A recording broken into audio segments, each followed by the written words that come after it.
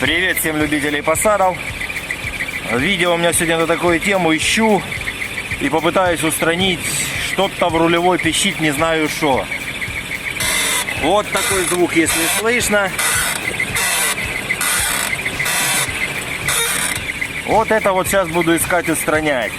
Сейчас буду снимать колесо, смотреть, что это, шаровая, наконечник или рулевая, а может, конечно, и опорник. Так, ну ладно, буду снимать колесо, сейчас дальше покажу.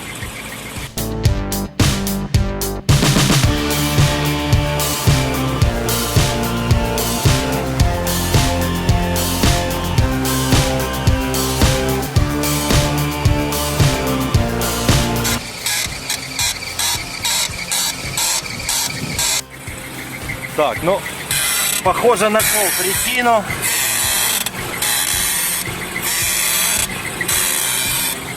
Возможно, наконечник. Сейчас сниму наконечник, руками пошатаю, будет видно. Но похоже больше всего на наконечник, потому что звук как идет от него. Сейчас буду снимать, смотреть. Так, ну, будем снимать наконечник, смотреть, что там. Ну, пищит вроде как он. И сейчас будем точно уже он, не он. Хотя наконечник, но наконечник у меня здесь стоит с ремонта. Я нашел место, где ремонтируют шаровые наконечники. У меня тяги с ремонта стоят. С этой стороны, кстати, шаровая стоит с ремонта. И довольно-таки неплохо. Этот наконечник уже второй год с ремонта стоит. И вот, похоже, он запищал. Сейчас, как говорится, вскрытие покажет. Ну, как раз будет полезно для тех, кто не знал, например, как снять наконечник. Здесь, в принципе, ничего тяжелого. Особенно, если у вас дома есть перфоратор с отбойным молотком. Это вообще легко. А я без перфоратора, чисто молоточком, как говорится, и энтузиазмом. Сейчас покажу, как это делается. Как оно снимается. Так, для тех, у кого есть перфоратор, ставите на перфоратор, желательно, может, у вас там есть сломанное сверло или еще что-нибудь. Включаете перфоратор на отбойный молоток, ставите вот сюда и просто чисто отбойным молотком долбите, и оно выскакивает аж бегом. Но у меня, так как отбойного молотка нет, я буду обычным молотком его долбить. Но не факт, что это быстро получится. Для этого надо будет еще вот так вот тягу вверх тянуть, чтобы как ребро было, и бить.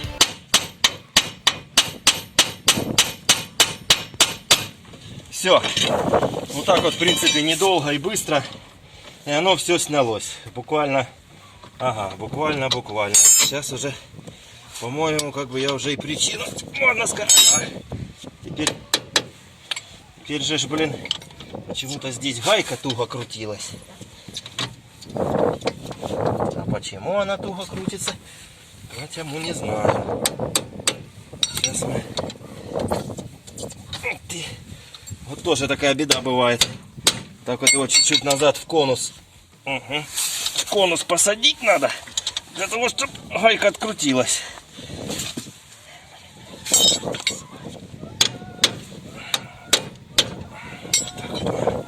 Ну да, все, тут вот она и вся причина, в принципе. Здесь чашка.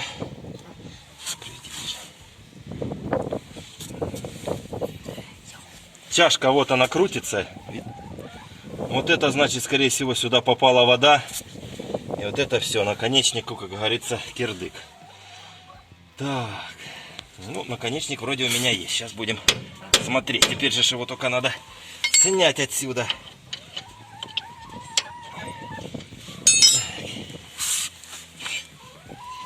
Опять же, с помощью, как говорится, без лома нет приема. Ты смотри.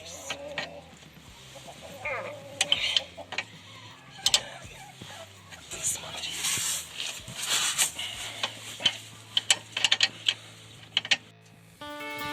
Так, ну вот, вытянул наконечник. Ну, что и требовалось доказать. Вот ему полный кобздец. Вот это, конечно, с ремонта был. Ну ничего, надо будет еще отремонтировать. Все, сейчас пойду Где-то у меня был наконечник. Так, ну, нашел я наконечник. Есть у меня наконечник, но думал с ремонта. Он не с ремонта, он просто у меня в идеальном состоянии. Вот такой вот тугущий. Но единственная беда на нем — порватый пыльник. Сейчас будем менять пыльник. Вот у меня есть наконечник с ремонта. На нем стоит пыльничек. Вот мы его и поставим. Вот еще есть. В принципе, сейчас подберем. Так, кто не знал, как снимаются пыльники. Снимаются пыльники элементарно. Здесь есть, ну вот, как на этом здесь стоит резиночка. Ну, я не знаю, как она держит. А есть, стоят кольца. Вот кольцо железное. Вот так вот его отверткой поддеваете. Скрутим гаечку, чтобы она нам не мешала. Такое вот железное колечко. Это держит верхнюю часть пыльника. Вот так и сняли, и все. Нижнюю часть пыльника держит кольцо, тоже железное. Оно такое как под пружину похоже. Его тоже вот так вот отверткой подковырнули и по кругу снимали. Также по кругу и одевать, потому что когда вы будете, если не по кругу его одевать, то порвете пыльник. Все, вот сняли пыльничек. Вот он, порванный пыльник. Если у вас порванный пыльник стоит на машине такой, то советую поменять. Сейчас весна, начнутся дожди, тогда будет попадать вода, и все, вашему наконечнику придет гаплык. Ну вот он в хорошем, в принципе, состоянии. Сейчас я уберу старую смазочку. Наложу новой смазочки, поменяю пыльничек и буду ставить. Так, ну вот я протер наконечничек, буду менять смазку. Смазка у меня это ВМП Авто, 350 градусов, синяя смазка для тугоплавки. Использую везде. Сразу покажу вам лайфхак, как я сделал. Я купил смазку, она была в целлофановом тюбике. И просто, в тюбике использовать плохо. Вот был у меня вот такой вот клей, в ремонте использовал. Я его открыл, помыл полностью, всю смазку из тюбика сюда выдавил. И с помощью вот этого пистолета я пользуюсь смазкой вообще идеально. До этого я делал то шприц набирал, то еще что-то, чтобы было удобненько. Здесь вот просто. Если у кого-то после ремонта осталось, не спешите выбрасывать. Вы можете сюда наложить все, что угодно. И солидолы, и смазки, и все, что угодно. Вот просто с подклея. Тюбик, смазка. Все, я сюда уложил, вот сейчас нанес смазочку. Сейчас погоняем туда-сюда, разработаем, чтобы новая смазочка зашла. Поставим свеженький пыльник. И все. Наконечничек в хорошем состоянии, тугенький. Но тот отвезу в ремонт, в принципе.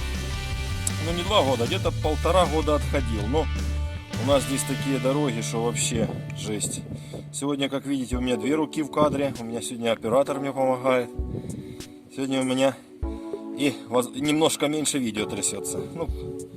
Жена дома помогает. Вот так вот вы намазали смазочку, поменяли. Все, чересчур смазку тоже не надо намазывать, потому что когда вы поставите пыльник и поставите на посадочное место наконечник, начнете зажимать, то эту смазку все выдавит через пыльник, и может пыльник сорвать со своих мест. Все. Вот так вот нанесли смазочку. Вот сейчас у меня второй наконечник. Отсюда буду ставить пыльник. Здесь пыльник. Так, здесь пыльник в хорошем состоянии, целый. Сейчас будем его ставить. Можно даже делать вот это верхнее колечко, его бывает тяжело потом на место одеть. Вот на этом пыльнике какого-то старого образца, оно даже еще с какой-то шайбочкой, не знаю, видно, не видно, вот оно как 2 колечка. Я их оставлю на месте на резиночку, единственное, сниму только нижнее. Вот так раз, все, снял только нижнее кольцо, это оставил на месте. Сейчас отсюда с пыльника уберем старую грязную смазку. И будет отлично. Так. Все, убрали смазочку. Теперь берем. Вот кольцо у нас это на месте, даже мы его не снимали. Оно сюда. Все, вот мы пыльник одели. Теперь поставлю новое. Вот это колечко. Его нужно одевать аккуратненько для того, чтобы не порвать пыльник. Так, вот мы его вот так вот немного разводим и одеваем. Одеваем сначала одну сторону. Потом с помощью отверточки вот так аккуратненько поставили и по кругу повели. Пальцем прижимая, чтобы оно не выскочило. И вот так вот по кругу повели. И вот оно одевается полностью все само, как и положено. Вот этот край, чтобы он нам тут не пробил пыльничек. Вот так вот его раз. Все, вот оно село на место. Все, пыльник закрыт, пыльник одет. Все, теперь сейчас буду откручивать тягу. Так, ну а теперь будем менять саму тягу. Здесь вам понадобится 2 ключа на 22, ну или как я вот так вот просто оставите, чтобы держалась. Надо будет отпустить вот эту гаечку. Вот раз я ее уже сорвал.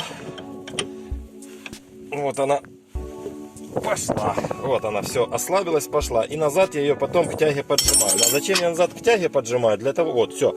А тяга просто рукой пошла.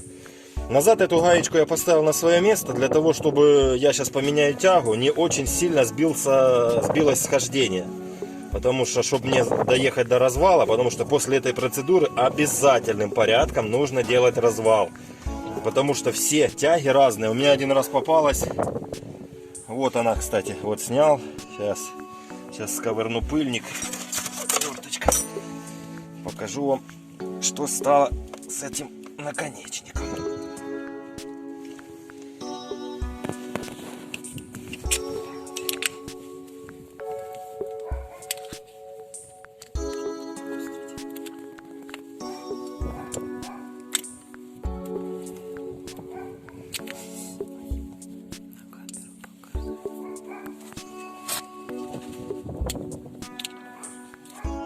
Так, вот я снял. Все, вот абсолютно все сухо. Вот оно и пищало. Ну, я же говорю, вот эта вот чашечка, вот она начала шевелиться. Ну ничего, дадим ремонт сделать, будет как новая. Все, вот мы ее сняли. Берем нашу старую тягу. Вот здесь R на тяге, это правая тяга. Вот опять же тяга, но вообще без всяких опознавательных. Но это правая. И опять же, если видно, она в принципе, немножечко длиннее. Вот почему я говорю, что тяги все разные. Я как раз один раз поставил тяги, а одна получается у меня длиннее немного, а другой раз тяги поставил, они короче, вернее не тяги, а наконечники. И они короче, и из-за этого сильнее крутить приходится. Сейчас я чуть-чуть отпустим ее. Все, вот так вот вы ее поставили. Теперь держите эту гаечку на 22 ключиком. Потом тяга, она у нас тоже на 22. И все, и вот так вот их зажимаете. Все, до развала доехать мне 15 километров хватит с головой. Заодно сейчас вот посмотрим, что у нас с шаровой. Ну, это шатается стойка. Не, шаровая нормальная. Шаровую я тут, кстати, недавно менял тоже с ремонта. Все, вот так вот мы поставили. Сейчас немножко вот так вот посадим. И все. Так, какие у нас тут гаечки? Здесь есть гаечки. Так, их ставим и закручиваем. Как говорится, все. Сейчас немножко, чтобы оно у нас легче крутилось. В этом нам поможет старая смазочка. Все. Будет уже немного легче крутиться. Так. Гаечки здесь на 19. Так, придерживаем наконечник, чтобы палец в конусе сидел. И крутим.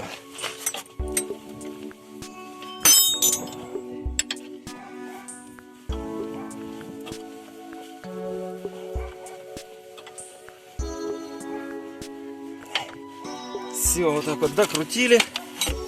И теперь затягиваем. Ну, я всегда затягиваю, как говорится, сколько есть у меня силы. Потому что это рулевое управление, и остаться без него на ходу я как бы не хочу. Затягиваем. Но опять же, тоже без фанатизма, без трубы. Просто там одной-двумя руками, чтобы в дальнейшем можно было открутить. Потому что можно, как говорится, и резьбу сорвать. Все. Теперь сейчас я подтяну вот эту гаечку. окончательно. Вот так вот мы ее. Все, подтянули, все. Все отлично. Сейчас заведем, посмотрим, пищит, не пищит.